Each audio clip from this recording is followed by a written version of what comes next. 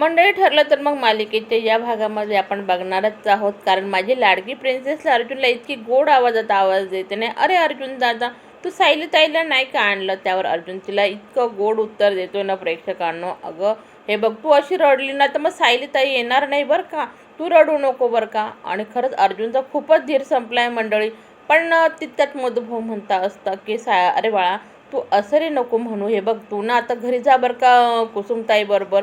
त्यावर प्रिन्सेस नाही म्हणते मंडळी, ती म्हणते नाही मी इथंच राहणार आहे, कारण सायली ताई तर इथंच येईल ना, मग मी तिला भेटल्या वगैरे कसं काय जाणार आहे. जेव्हा ती मला भेटेल ना त्याच्यानंतरच मी कुसुमताईंबरोबर जाईल. त्यावर प्रतापराव लगेच म्हणता की ठीक आहे काय हरकत नाही, अरे अर्जुन असू दे तिला इथं. कल्पनाताई लगेच म्हणता खूपच लळा लागलाय बरं का गौरीला सायलीचा. आणि अस्मिता म्हणते हे बघा कुसुमताई असू द्या तिला इथं, कारण गोलूबरोबर चांगलीच राहील ती, कारण त्यालाही सोबत होईल असं म्हणून कुसुमताई म्हणतात ठीक आहे तर आम्ही निघतो बरं का. आणि अर्जुन लालना मधुभाऊ म्हणतो सगळं जावाई बापू उद्याच्या हिअरिंगमध्ये काय होतं ते आम्हाला फोन करून सांगा बरं का. आणि श्वेता लगेच गौरीला म्हणजे माझ्या प्रिन्सेसला उचलते आणि म्हणते चल आपण ना रूममध्ये जाऊ. पण कुसुमताई तिला म्हणता हे बघ बाळा त्रास देऊ नको बरं का, श्वेता ताईलाही त्रास देऊ कोण घरात कोणाला त्रास द्यायचा नाही. आणि यावर चैतन्यही म्हणतो चला मावशी आता मी निघतो, कारण मलाही उद्याची तयारी करायची असं म्हणून चैतन्य सर्वांचा निरोप घेतोय मंडळी आणि तोही निघतोय. आणि अस्मिता गौरीला घेऊन तिच्या रूममध्ये जाते बरं का, म्हणजे माझ्या लाडक्या प्रिन्सेसला. आणि श्वेता तिच्याशीच बोलत असते आणि म्हणते की यांचे पडलेले तोंड बघायला लय भारी वाटतंय बरं का. आणि इकडे ते प्रियाच्या हॉलदारीला म्हणत असते जेव्हापासून सायली सेलमध्ये आलेली ना तेव्हापासून मला फोनवर जास्त बोलता येत नाही, पण तू एक काम कर, माझे जेवढेही फोन येतील ना सचिन करो की श्वेता सर्व तू घ्यायचे आणि मला निरोप द्यायचा. त्यावर लगेच ती अगं माझे पैसे तर वाढवून दे मग. आणि इकडं ती सायलीनं ज्या हॉलची ती आशाताई त्यांना म्हणत असते हिचं आणि तिचं दोघींचं चांगलंच जमतं बरं का, काय कारण असेल आणि ही 24 तास तिथंच का बरं उभी असते बरं का तिच्या सेलजवळ. त्यावर त्या आशाताई म्हणत असता का कुणास ठाऊक, कारण इथं ना अशाच बायका असतात आणि काही बिना फायद्याचं थोडी कोणी काही करतं. आणि सायली त्या आशाताईंना म्हणत असते मला चांगलं माहिती, कारण प्रिया बिना फायद्याचं कोणालाही जवळ घेत नाही, कारण ती आमच्या घरात राहून चुकली आशाताई असं ती सांगत असते. पण मग आशाताई तिला म्हणत असते हे बघ तुला काही त्रास झाला तर मला सांग बरं का, आणि तू ना तुझी काळजी घे बरं का असं म्हणून त्याही निघून जात. त्या प्रेक्षकांना सायली सेलमध्ये बसलेली असते, पण मग तिला ना सारखी अर्जुनची आठवण येत असते, कारण तिला माहिती आहे अर्जुन तिच्या बिगर राहू शकत नाही. आणि तिला भासही होते की जसं अर्जुन तिच्या जवळच आलेला आहे. आणि इकडं मात्र अर्जुनची सुद्धा तशीच व्यथा आहे मंडळी, कारण त्यालाही तसंच वाटते की सायली त्याच्यासोबतच आहे. आणि जे त्याने शेवटचे जे क्षण घालवले असताना सायलीसोबत घरात ते त्याला आठवत असून अक्षरशः तो रडायला लागतोय प्रेक्षकांना.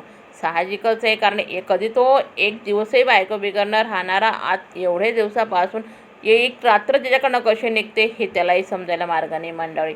आणि त्यालाही असं वाटतं की सायली त्याच्या जवळच आहे, पण तो सायलीशी बोलण्याचा प्रयत्न करतोय. क्षणात त्याला समजतं की आपल्याला भास झाला आहे मंडळी. पण काही असो प्रेक्षकांना अशी वेळ कोणावरच नको यायला पाहिजे. दुसऱ्या दिवशी सकाळी सायलीला कोर्टामध्ये हजर केलं आहे मंडळी. आणि तिचं चालू असतं त्यांचं आलं जे जज असतात ते म्हणत असतात की तुम्ही तुमच्या जे क्लायंट असतील ना त्यांचे जे वकीलपत्र तुम्ही घेतले ते सादर करा असं म्हणून अर्जुन पण आणि शिंदे वकील जे असताना ते दोघंही त्यांचे कागदपत्र सादर करतात. आणि ते ॲडव्होकेट शिंदे असताना ते सांगत असतात की सुभेदार सायली यांच्यावर खूप मोठे गंभीर आरोप आहेत, त्यांनी मुलींची तस्करी केली. ते काही सांगायच्या अगोदरच सायली इतकी फाडफाड बोलायला सुरुवात करते ना मंडळीची, म्हणजे नाही नाही हे सर्व खोटे आरोप आहे, हे सर्व चुकीचं आहे, मी तसं काहीच केलेलं नाही. पण जज साहेब म्हणत असतात की हे बघा सुभेदार तुम्ही तुमच्या क्लायंटला सांगा की तुम्ही मध्ये बोलू नका आणि तुम्हाला तुमची बाजू मांडायला वेळ मिळेल. आणि त्यावर लगेच अर्जुन सुभेदार उठतात सर माझं एकच म्हणणं आहे जज साहेब की माझी जी क्लायंट आहे ना जी 7 महिन्याची प्रेग्नेंट आहे आणि त्यांना तुम्ही लवकरात लवकर जामीन मंजूर करा. आणि ते जे कोर्टात जे काही नियम असतात ना ते कलम वगैरे ते सांगत असतो म्हणजे अर्जुन. असं झाल्यानंतर लगेच जज साहेब त्यांना ते बघताना म्हणतात हे बघा अशा याच्या अगोदरही भरपूर अशा स्त्रिया आहेत की त्या जेलमध्ये आहेत आणि त्यांनाही लगेच काही जामीन मिळत नाही.